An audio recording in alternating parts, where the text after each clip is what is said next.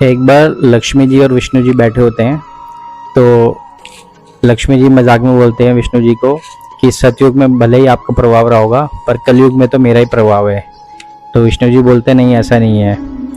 तो लक्ष्मी बोलती नहीं ऐसी है। तो बोलते ठीक है चलो चेक करने चलते हैं।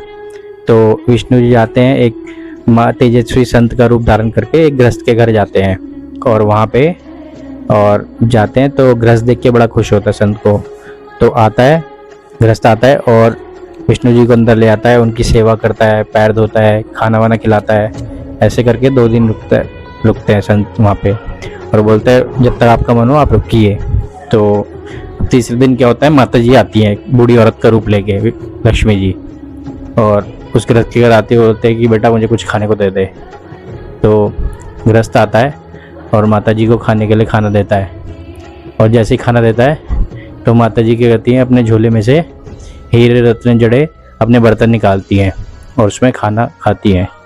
और फिर गृहस्थ देखता है कि बोलता है कि माता जी लाइए मैं बर्तन दे देता हूँ। तो माता जी बोलती कि नहीं, एक बार मैं जिसमें खाना खा लेती हूँ फिर मैं धोती नहीं हूँ, इसे तुम ही रख लो।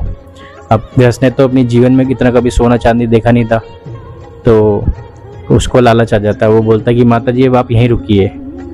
तो माता जी बोलती हैं कि मैं रुक तो जाऊंगी पर मैं वहीं रुकती हूँ जहाँ पे संत नहीं होते हैं, पर तुम्हारे यहाँ तो संत रुके हुए हैं। तो बोलते हैं माता जी अभी आप रुकिए ज़रा 2 मिनट। तो जाते हैं संत के पास और बोलते हैं कि अब आप जाइए यहाँ से। तो बोलते अभी तो आपने बोला रुकिए। तो बोलते नहीं नहीं, अब तो मेरी माता जी हैं, वो रुकने वाली नहीं है, तो आप रुकिए। तो इतनी देर में माता जी मजाक में बोलती हैं विष्णु जी को कि आप जाते हैं या धक्के मार के निकलवाऊँ। तो विष्णु जी चले जाते हैं।